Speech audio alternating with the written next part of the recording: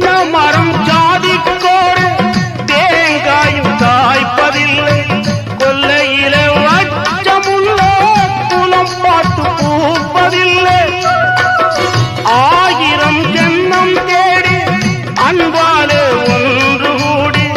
சேர்வது காதல் தானே திரிப்பது பாவம் தானே வெட்ட வெட்ட தலைக்கும் கொடி என்ன கொடி கூறம்மா